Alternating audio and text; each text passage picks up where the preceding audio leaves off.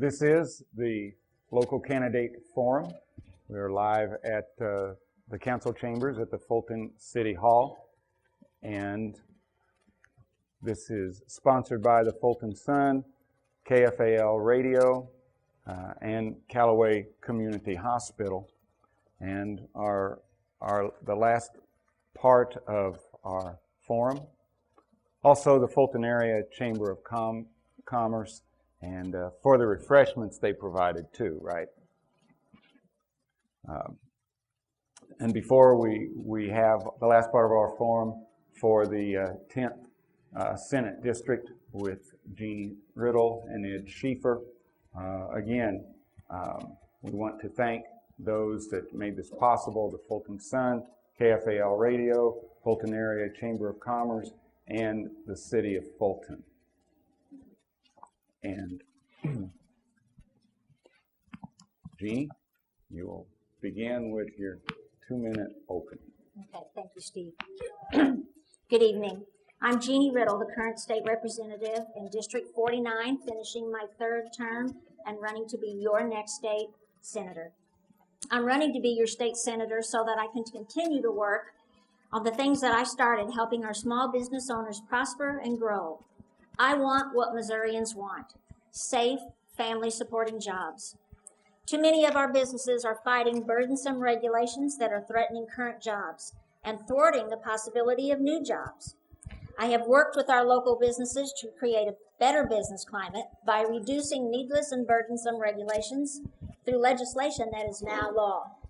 I want to continue those efforts, but also continue to cut taxes, end frivolous lawsuits that have nearly killed the manufacturing industry in Missouri. And the specific industry we also need to target is agriculture. It's number 1 in Callaway, number 1 in the 10th Senate District in our state. Promoting new markets for ag products and fighting to protect our farm families from anti-agriculture radicals, potentially crippling our state and federal rules and regulations, will also continue to be a priority. While we must broaden the opportunity for economic development, I'm a firm believer that the foundation of a prosperous economy is quality education for our children. We must work to keep the workforce prepared for the evolving technologies that our companies are using to keep the economy growing. At the same time, having spent 28 years in the classroom as a public school teacher in South Callaway District, I have a deep concern for our children's education. Pushing back against the overreaching fingers of our federal government, working to strip local control from our schools has been and will continue to be a priority. Local control of our schools is necessary so they may use the curriculum and teaching styles that they see fit to prepare students for college, technical school, and competitive workforce. As your state representative, I have been your voice in the General Assembly and have addressed issues that affect our community in a variety of areas. Tonight, I ask for your vote so that I may continue to achieve the success for Callaway County and the communities involved in the 10th Senate District. Thank you. Thank you. I am pleased to be here tonight. I am the current state representative from Lincoln County, the party 1st District. I've been elected 4 times, and every time I've been elected, 2 to 3% more of my public help me get elected because I take care of them. Today I want to share a little story with you. About 2 years ago, I had a knee procedure, and I got staph infection. I was hospitalized. And while I was in the hospital, that was right before a veto session. The veto session had a very critical issue dealing with religious freedom. Some of you remember that vote. And I had, while I was in the hospital, several phone calls from people asking me how I was going to vote. And when I told them, they said, well, maybe you should stay in the hospital so you don't have to vote. And this one gentleman was persistent. He called me 3 times.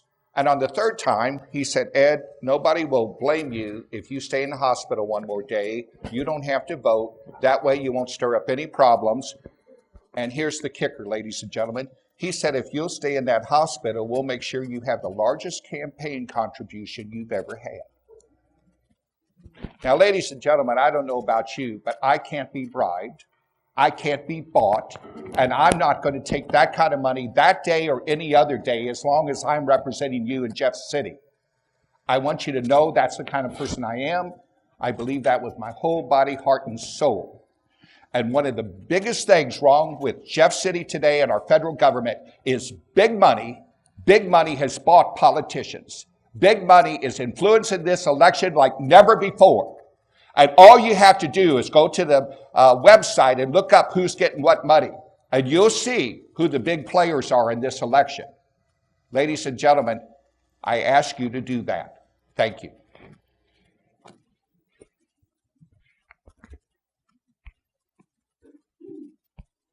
First question. And, excuse me. And Mr. Schieffer, you will address the first question first. The right to work. That issue continues to be brought up each session. How do you stand on this issue? I've always opposed the right to work. My opponent on 5 occasions has said she wants to be more like Texas. Texas is a right to work state, ladies and gentlemen. We do not want to be more like Texas. So I'm against right to work. I've always have been, and as long as I'm in the state, I'll vote that way. Jeannie? How do I stand on right to work? Yes. One of the things that I learned at the last 6 years in the legislature is to appreciate the quality workforce that we have here in the state, to appreciate the training programs that are involved in that. And as Travis said, we have a Callaway nuclear plant. The inside the gates is a workforce. It's a union workforce that's well trained. I've toured a number of the facilities to look at their programs. And as a state legislator and as a parent and a citizen in this community, I like the fact that we have qualified workers building things in the state. I voted no on right to work in this past session. I always vote for my constituents as they have come to talk to me. And there are a number of union households in this district. There's over 20,000 in the Senate district.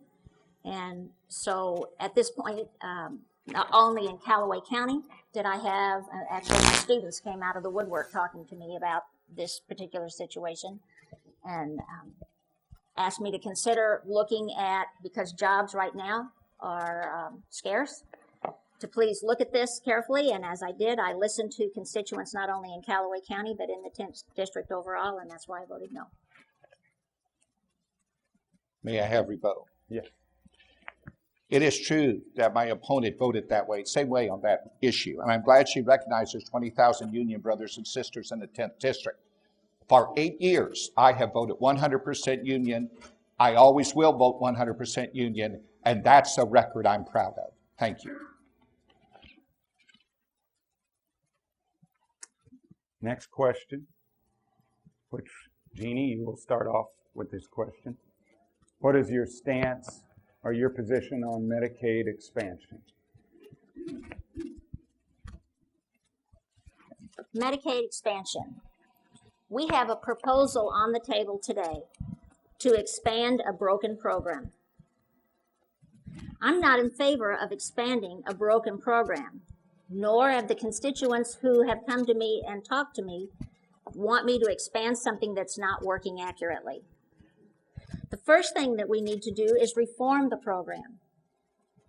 Currently, we have citizens in this state that can't get to a doctor because doctors don't want to take the Medicaid patients, partly because the reimbursement rate is poor. We have citizens in this state that deserve quality health care. They deserve competent doctors. And one of the things that we can do is to reform this health care so that they can have all of those things. And if you get quality health care, then you get better health. And if you get better health, then you have lower cost. And if you have lower cost, then you have an opportunity to help people that truly need the care. So no, I'm not in favor of expanding it, expanding a broken program. I am in favor of reforming the program in order to help those individuals that truly need our help. It is not our job as a state of Missouri to reform the federal government. It is not our job to vote on Medicaid expansion and separate it from the health care plan. We can expand Medicaid without totally accepting everything in the health care bill. Frankly, ladies and gentlemen, you don't have to like it. It's here. And we cannot change it with a vote of the General Assembly like my opponent is proposing. In fact, if we don't go ahead with Medicaid expansion, we're going to lose most of our small hospitals, including the one in Troy, Missouri, and the one down in Washington, Missouri, and other hospitals, because there's one more year of this federal money to come in as is. If we don't get on the stick and do Medicaid expansion, we're going to lose all federal monies for our hospitals. We cannot afford to lose these hospitals. It's that simple. We have to vote it in. Her leadership kept it from even being voted on. After Kit Bond came and lobbied us, and he had the votes, I thought, they would not let it be voted on. They didn't have the courage to let it go to a vote before the House or the Senate. That is just despicable.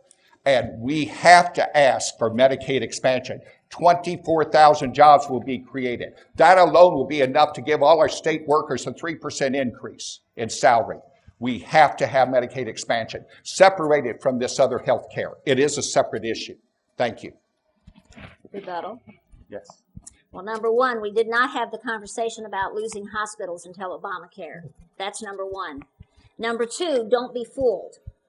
This isn't free money that we're talking about. This country is in debt up to $18 trillion. $18 trillion. So if you think we're getting free money, we're not. What we're going to be doing is borrowing money from China. I don't think the constituents, and from what they've told me, they don't want to borrow money from China to continue the debt for their children and their grandchildren. May I have rebuttal? We want to put doctors and patients back May I in have charge of rebuttal? their health care. No, you can. Thank you.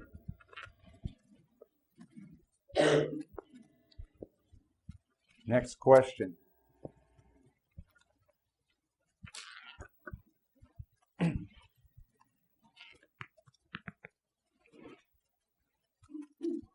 How do you plan to vote on Amendment 3, the teacher performance evaluations that would influence salary retention and firing on the November ballot, and why? And Mr. Schieffer, you begin. Thank you. Most of my life, I've been an educator, both in public and private schools, rural, suburban, and urban schools. Those schools all had school boards, and those school boards did what was best for their communities. Unfortunately, people like Rex Seinfeld, who have these billions of dollars to spend, think they know better than all of us. And they've sponsored Amendment 3, he has, which will cost us millions of dollars. And it will cost you taxpayers money, because when there's not money to pay for it out of the state budget, they're going to be asking you to increase your property taxes to pay for all these extra tests they have to give. That's something that hasn't been brought up much. We talk about local control. We need the local school boards to take care of their education. They should be the ones to decide what kind of tests we have and what subjects. With this bill, every subject matter will be tested, and every teacher will be evaluated on that. And they're also going to do away with any kind of teacher organization going before the board to negotiate a contract. Every board member will have to go to every teacher, negotiate separately every contract all the time. I don't know where they're going to find time to do all this. So they're not going to recognize any kind of collective bargaining for teachers. And then they're going to say, who's going to pay for this? Folks, we can't afford it. It's a bird brain idea. What Rex Seinfeld's trying to do is go back, and one of the votes that my opponent took on the education bill was when someone cannot get a good education in a school, they can get money to go to a private school. Our government does not allow us to spend your tax dollar to educate children in a private or parochial school. We don't want to go down that road. But vote no, vote no, vote no. There's no other way to be on Amendment 3. And I don't care how many big balloons he puts up this guy, that is just laughable on what he's spending money on. Thank you. Thank you very much. I'm a classroom teacher of 28 years at South Callaway School District. I taught there with my husband, and never have I been in favor of Amendment 3. I do not support Amendment 3. It takes away local control from our school districts, our superintendents, our principals, our teachers. Takes it away from schools, and all of you should share the information that everybody should vote no on Amendment 3. It's not good.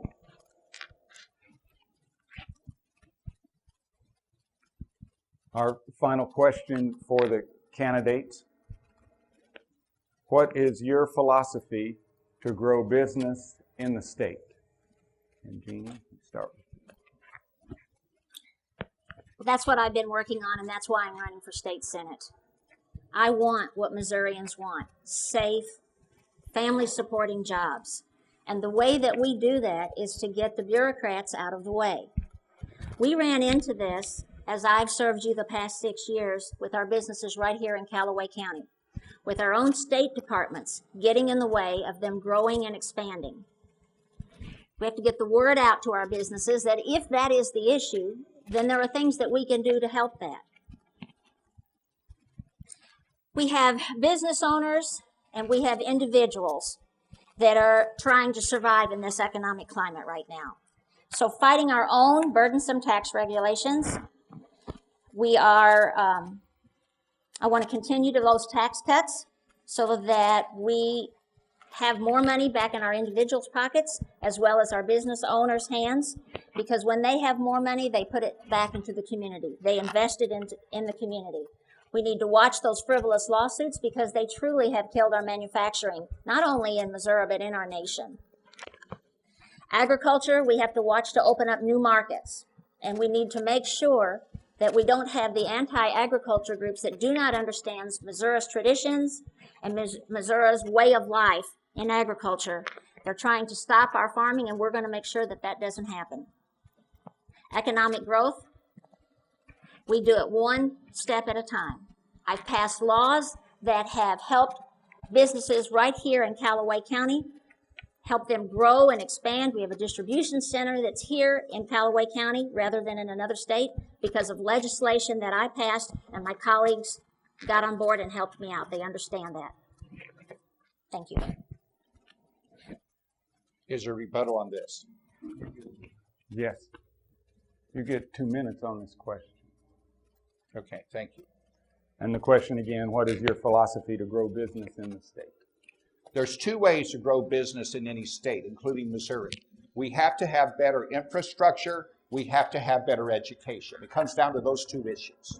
We've already talked some about education, but I want to talk briefly about this $223 million tax cut that was voted in with the representative here and one Democrat that voted for it.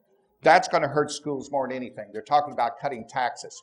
I would like to see the evidence where by cutting taxes, businesses grow. I know it's a good theory.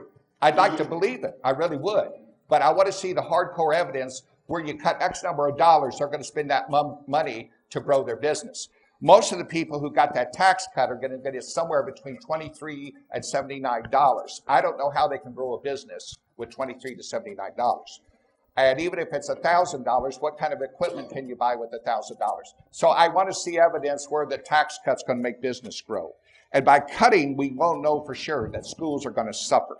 All these tax cuts in the last day, I may be wrong, but I think every one of those that went into effect, if they would have become law and the governor had enough sense to veto those, there wouldn't have been a city government, county government, or state government could function, could provide the services all of us have become accustomed to with all those tax cuts. When that, luckily, their leadership did not allow them all to be voted on because they didn't want to be embarrassed by being voted down. That's the truth. So they let it die, thankfully. And there's just one or two that got through. And the one that I helped override was to provide tax cuts for food pantries and for pregnancy centers. So I'm very concerned that we have enough money to help people, like the person from the mental health hospital that came to me and say, I have to go to the food bank because I don't make enough money to feed my family. We have to do a better job of taking care of our workers. Rebuttal. Yes. Well, number one, people do spend their money better than the government will ever do so. And according to the constituencies in this district, they prefer to have more of their money.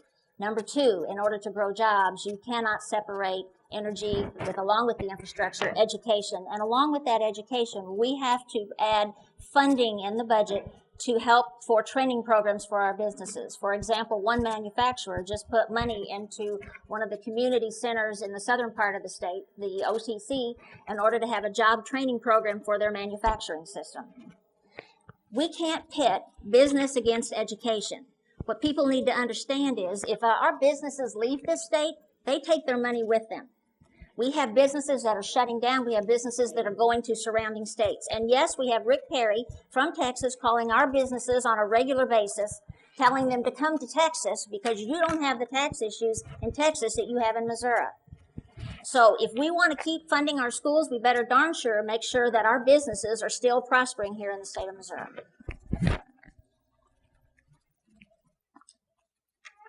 Each candidate will get 1 minute for your closing statement. And Mr. Sheets, you go first. I'm enjoying my opponent's comments about Rick Perry in Texas. If she's so enabled with that state, perhaps a longer visit would be in order. But in the meantime, I'd like to be your state senator. And quite frankly, we are doing all we can do here in Missouri. We have General Motors doing well. That's in my district or next to it.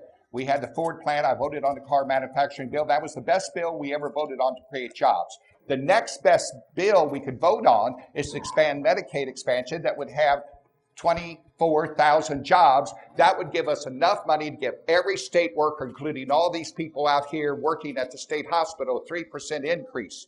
Ladies and gentlemen, I am the only true education person. I have the backing of every state association in education, MSTA, NEA, Federation of Teachers, the administrators of all the schools are backing me for this race. That's because they've looked at how I voted for education, and they know I'm the strongest candidate. Thank you for your consideration. Thank you for your patience tonight, and thank you all for putting this on. Take care. Thank you. To conclude this evening, I want to be your next state senator because I want to keep improving this state and its economy. I have a proven track record of sponsoring, voting for, and working on pieces of legislation that have become law that have helped Callaway businesses right here. I've worked diligently to improve conditions concerning our Fulton State Hospital, and we are now going to have a new Fulton State Hospital, which was no small task, and I thank my colleagues in the Capitol for helping support that project. I have a proven track record of passing legislation that protects our core values, such as protecting life and expanding our Second Amendment rights. You will have a voice with a proven record of accomplishing what you asked me to do. Your voice has been heard in Jefferson City, and I am asking you to allow me to continue working for you there and for your vote on November 4th. Thank you for coming this evening and allowing me to speak with you. I want to thank the Chamber of Commerce, the Fulton Sun, Callaway Hospital, and KFAL for supporting the forum, and Steve for monitoring. God bless each and every one of you, and have a safe journey. Again, we want to thank KFAL, the Fulton Sun, the Fulton Area Chamber of Commerce, and the City of Fulton for making the facility available to us. And this does conclude our forum. I want to thank each of the candidates for taking time to come visit, make themselves available, to make their positions known, and to meet the people they would be serving. And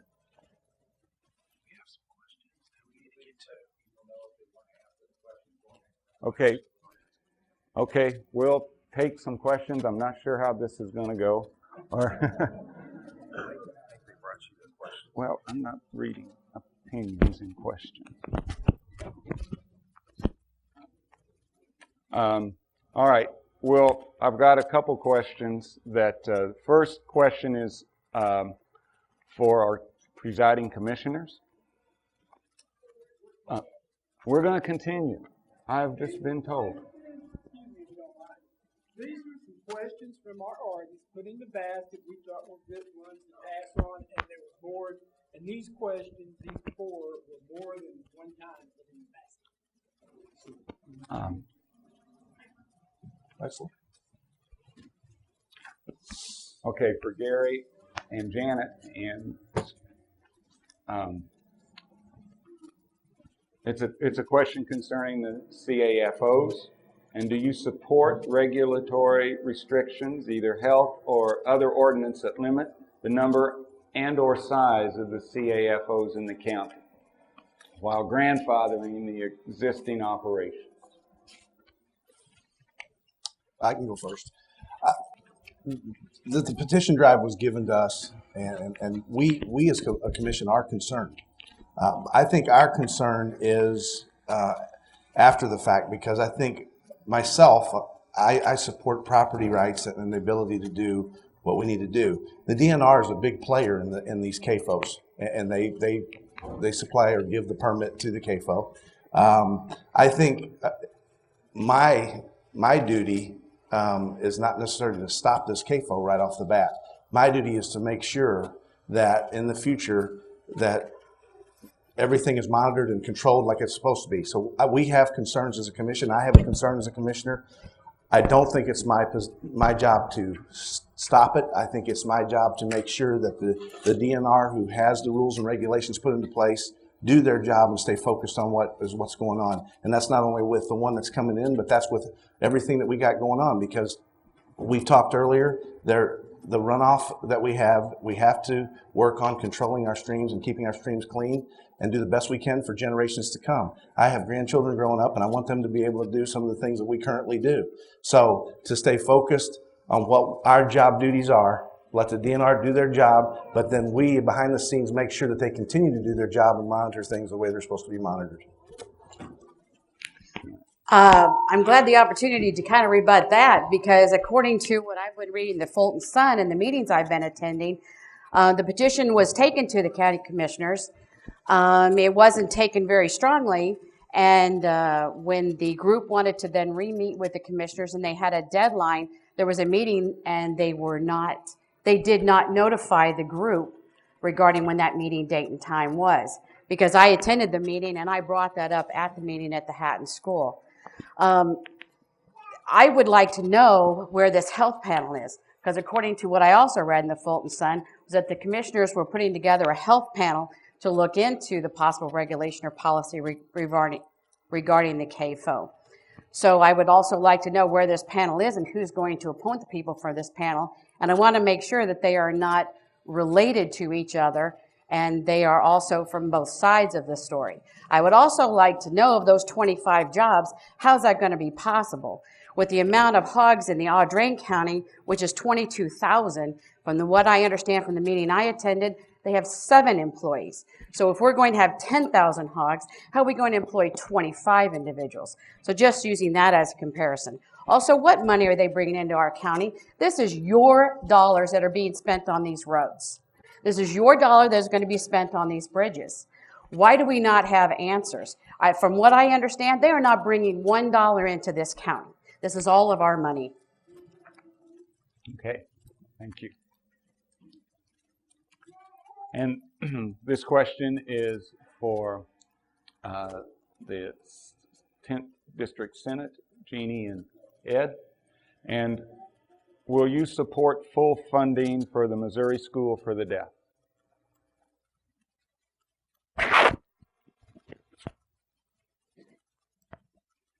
Well, right now,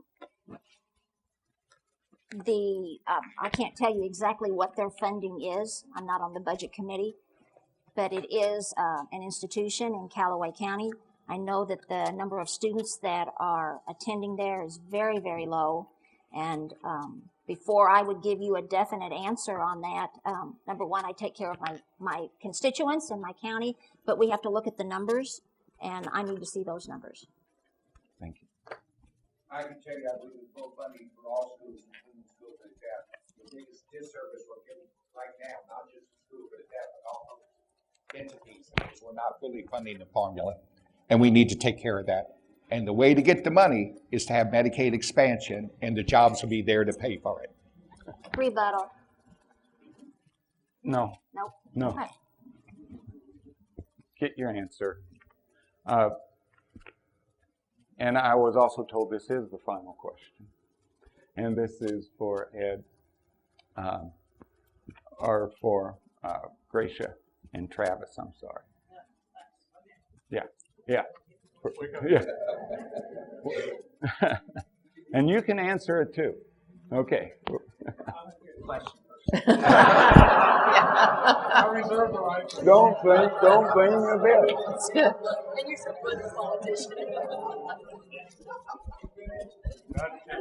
Blame you get. To ensure stability and success of our public schools, the school foundation formula must be fully funded.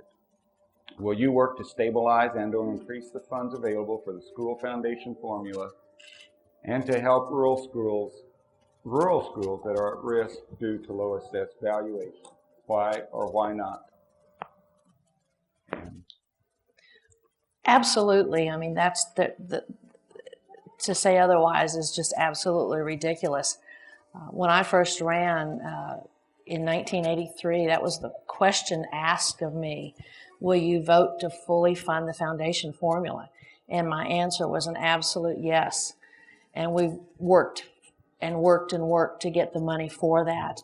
I just stated earlier that when we can find $1 billion in tax breaks for a company to come here, surely, and they don't come, surely we can find that money. It must be around here somewhere. And we can fund this. Our local schools, our small schools are hurting because we don't have businesses in those areas. And we have to be fully funded. To be $650 million behind is an atrocity. To have our teachers 47th in the nation in salaries is an atrocity. We talk about it and we talk about it and we talk about it. Read the Constitution. Article 3, Section 36 says after the bills are paid by the state, the second funding that is to be made is for public education. For public education. And it's time that we put the rubber to the road and we address it. Stop talking about it. Stop making it a political football. Let's find the money. Let's make it the priority. It can be the priority and it should be the priority. Well, I've had a number of conversations with the superintendents in our district, and I've appreciated the work that they do, and they are obviously struggling with their budgets, and so I think we need to do what we can to fund education to the best of our ability. I think we've made some headway. The last couple of years, Republicans in the legislature have increased funding for education. And so I think obviously we want to work on that. We want to make sure that the education system is funded well in our state, and especially in these local economies that maybe don't have a power plant in their district. You know, we need to think for them. And so I fully support looking at the numbers and making sure education gets the funding they need. And so I also want to represent this district. And there are a lot of folks, not just public schools, but there's private schools and home schools. And so we just need to make sure every kid gets the best education possible that is possible in our system. And so whether you send your kid to a public school, private school, or home school, or whatever type of school, we just need to make sure kids are taken care of and they're getting an education for today's economy, for today's workforce. Thank you. Mr. Lockwood, do you choose to answer the question? I will. I had a small business for many years before I had an opportunity to take off of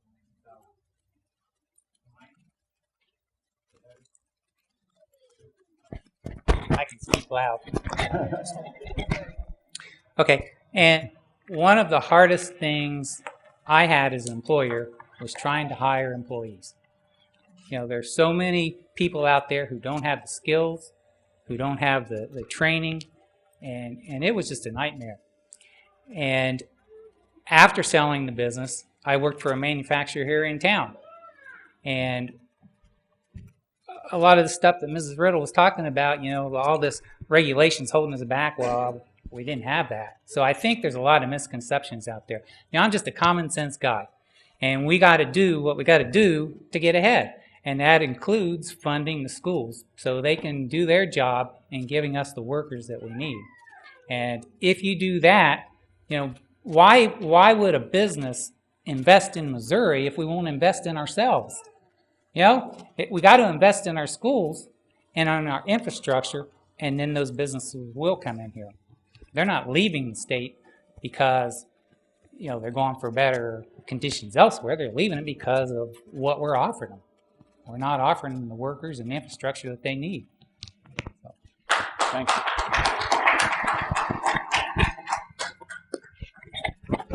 Again, I want to thank each of the candidates for coming and participating and being a part, making their positions known. I want to thank KFAL Radio, the Fulton Sun, the Fulton Area Chamber of Commerce, the City of Fulton, and Callaway Hospital, and thank all of you for coming out tonight and showing your concern and expressing the freedom that we're all blessed to have, and it's the biggest part of what we're here tonight for. Thank you.